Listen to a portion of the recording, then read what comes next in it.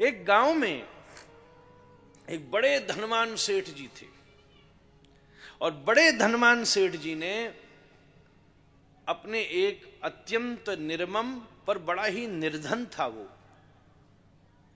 एक अपने गांव के ही साथी को एक डंडा दिया और कहा कि भैया ये डंडा जो तुझे इस गांव में सबसे मूर्ख आदमी मिले उसे दे देना, सबसे मूर्ख। ठीक है। अब वो व्यक्ति जाता, अलग अलग प्रयास करता कि सबसे मूर्ख कौन है। बार बार उसको यही अनुभव होता कि भाई इस चीज में तो मैं ही मूर्ख हूं, मैं काय को दूं किसी को। कोई ना कोई कुछ ना कुछ चीज को तो जानता ही था। जो जो कार्य कर रहा था, वो पहुंचा एक के घर में तो देखा एक माता बैठी बैठी आटा मीड़ के रोटी बेल के फुलका बना रही थी। उसे लगा मैं इस माता को ये डंडा दे दूं।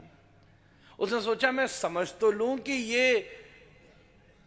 मैं ये कर सकता हूं कि नहीं। तब बैठ करके महाराज उसने आटे की लोनी बनाई और जैसे बेलना शुरू किया महाराज जी, तो भारत का नक्शा बन गया महाराज। अरे अरे नहीं, ये तो ज्ञानी है, इस क्षेत्र में नहीं दे सकता डंडा। रोटी बेलना कोई बड़ा अनुभव का बात है महाराज, सब ना बेल सके। ऐसे ऐसे जहां जहां जावे, यहां तक कि उसको पशु भी अपने अपने क्षेत्र में विद्वान लगे। 2-3 साल हो गया और नियम यही था कि जब तक देगा नहीं तो डंडा पकड़ के रखेगा। तो डंडा पकड़ के हाथ में ही रखता था अपने, बड़ी मुश्किल, रख नहीं सकता जमीन पर, यही नियम दिया था। और बोले तूने ढूंढ लिया तो मैं तुझे इनाम दूंगा, इतना इनाम दूंगा कि तेरी गरीबी मिट जाएगी। उसको भी बड़ा चाव। 1-2 साल हो गए, क्या करे।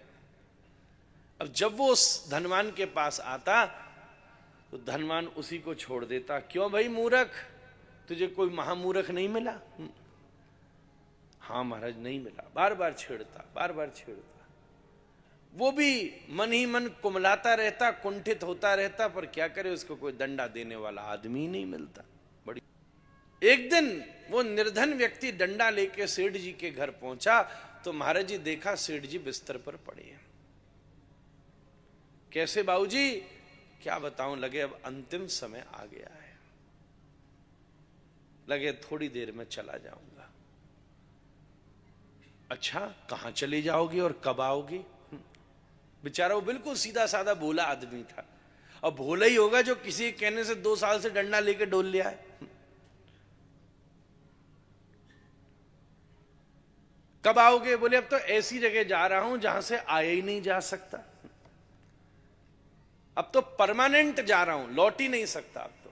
अच्छा, तो फिर महाराज ये जो जमीन जायदाद, इतना सब संपत्ति, इसका क्या? बोले अब क्या बताऊं गरीबदास, ये सब तो यहीं का है, यहीं रह जाएगा। एक सुई की नोक नहीं ले जाई जा सकती। जितना मैंने कमाया वो सब व्यर्थ है। सुनाए संतों से कि जीवन में धर्म ही जाता है, हरि नाम ही जाता है।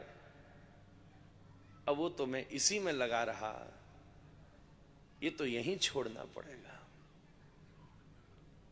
वो मुस्कुरा करके गरीबदास एकदम से बोला, वाह, आज मुझे व्यक्ति मिल गया जिसे मैं 2 साल से खोज रहा था। लो महाराज, अपना डंडा खुद ही पकड़े हो, क्योंकि और ढूंढने की जरूरत नहीं है। आज मुझसे भी मूर्ख व्यक्ति मिल गया। वो कैसी बात करता है? बोले और नहीं तो क्या, 60, 70, 80 वर्ष जीकर ये पता होते हुए भी कि जिस सफर पर जाना है और उस सफर पर यहां की कोई चीज नहीं जा सकती, उसके बाद भी जो उसी की कमाई में लगा रहा, उससे बड़ा मूर्ख कौन होगा महाराज? तो बोले अगर मैं मूर्ख हूं तो तुम मूर्खाधिपति हो महाराज। अब मेरे स्वामी हो तो मैं मूर्ख, तो तुम मूर्खाधिपति। लो डंडा पकड़ अपना। सेठ को भी बात तो समझ में आई, तू कह तो सही। कई बार महाराज जी सुख में धर्म समझ में नहीं आता इतना, कष्ट में जितना समझ आ जाता है।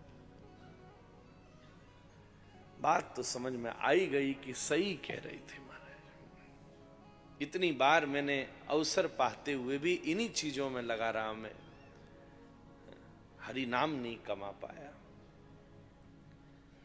और बोले अपना वचन पूरा करो, तुमने कहा था मुझसे मूर्ख कोई मिल जाएगा तो मुझे इनाम दोगे, तो लाओ इनाम दो।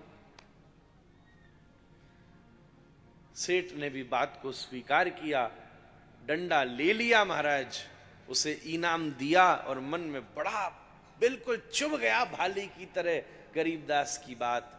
और मन ही मन सोचा अब तो समय नहीं है, पर फिर भी जो समय बचा है कम से कम उसमें तो थोड़ा बहुत हरि नाम कमाई लूं। सब छोड़ छाड़ के एकांत में सीधा पहुंचा राजा घाट। चैतन्य महाप्रभु का किया दर्शन, वासुदेव गौड़िया मठ की कुटिया में बनाया आसन और जमा कर माला झूली पकड़ी, शरणागति ऋषिकेश गोस्वामी महाराज से लीनी और बैठ करके रोज हरे कृष्ण कृष्ण कृष्ण हरे हरे नाम जप किया।